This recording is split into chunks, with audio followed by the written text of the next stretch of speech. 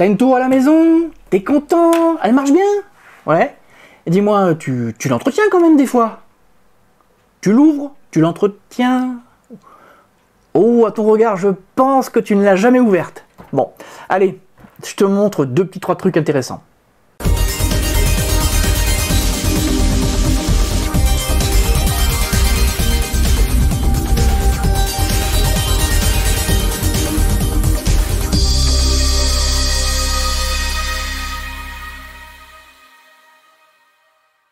Bon, bah ma chère Méa, écoute, aujourd'hui, je vais leur apprendre un truc, t'as pas idée. Non, mais regarde pas comme ça, je vais leur apprendre à entretenir leur ordinateur. Non, merci pour le soutien, hein. Bon, eh bien bonjour à toutes et à tous. Aujourd'hui, nous allons parler de vos tours. Voilà. Alors quand je dis vos tours, hein, je parle pas de l'oiseau, hein. Je parle des tours que vous avez à la maison. Alors, les tours informatiques, on dit que ça se vend plus, on dit que c'est has-been. Je suis désolé, elles sont indispensables. Pour deux raisons, elles ne sont pas très chères, le rapport prix-puissance est vraiment très intéressant, et l'avantage d'une tour, c'est que quelle que soit la panne que vous aurez, on trouve toujours la pièce, contrairement aux ordinateurs portables. Alors je voulais faire l'aparté parce que beaucoup de gens achètent des ordinateurs portables qui restent à la maison toute l'année, et quand ça tombe en panne, eh bien très souvent on ne peut pas réparer. Toujours est-il que votre tour, c'est bien joli, elle est fabuleuse, elle fonctionne très bien, mais chaque été, comme par hasard, de nombreuses pannes arrivent. Et encore une fois, tout est lié à l'entretien. Il n'y a pas de hasard. Une tour, bah, ça chauffe, ça dégage de la chaleur, et le problème d'une tour, son pire ennemi, c'est la poussière.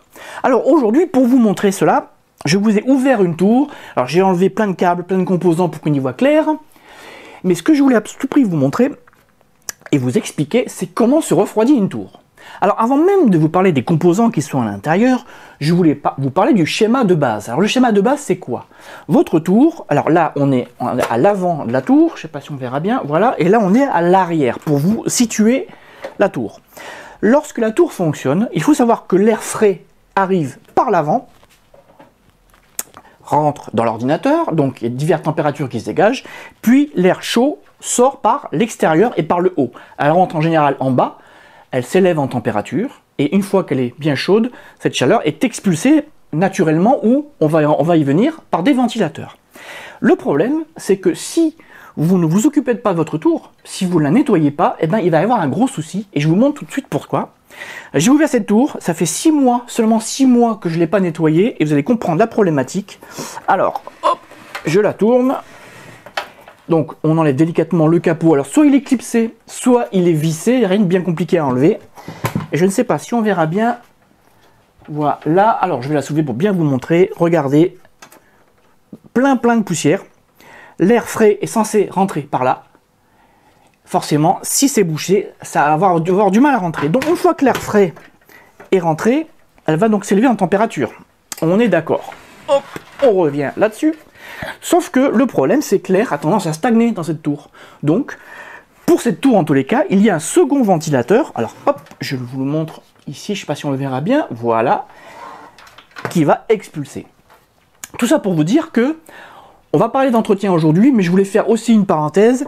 Dans cette tour, j'ai rajouté un ventilateur ici et un ventilateur ici pour créer un courant d'air. Voilà, et c'est ce courant d'air qui va améliorer le refroidissement de la tour.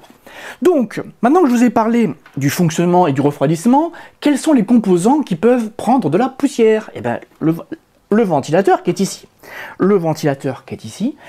Vous avez après le ventilateur qui est ici, qui refroidit, donc le ventirad, ventilateur, radiateur, le ventirad, qui refroidit le processeur. Et alors, je l'ai enlevé pour bien vous montrer, et si vous avez une carte graphique sur laquelle est branché vos moniteurs, ben elle aussi, alors je vais vous montrer en grand, alors celle-là je ne l'ai pas encore nettoyée, je ne sais pas si on me verra bien, voilà, je ne bouge pas trop, je ne trempe pas trop, elle est gavée de poussière, voilà.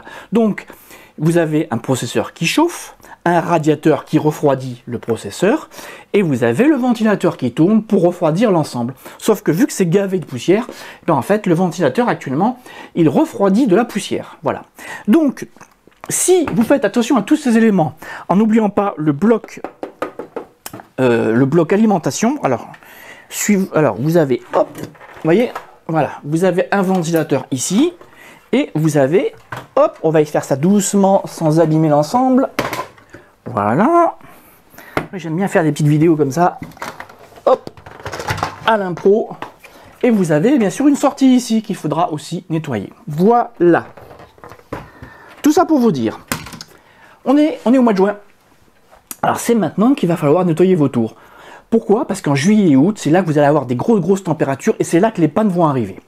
Maintenant que je vous ai montré comment se refroidit la tour, comment on peut améliorer le refroidissement grâce à des ventilateurs supplémentaires, ben vous allez peut-être me dire, mais comment je la nettoie cette tour? Alors c'est là que vous avez plusieurs méthodes. Vous avez la méthode du pinceau, voilà, un petit pinceau de bricoleur traditionnel, et là vous allez pouvoir, eh bien, nettoyer.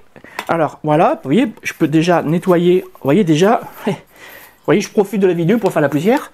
Alors bon là j'y vais un petit peu à l'arrache, c'est une vieille tour, mais en y allant doucement, en n'abîmant pas les pales, on peut déjà quand même soulager le ventirad. Donc vous avez donc le pinceau, vous avez la célèbre bombe à air comprimé.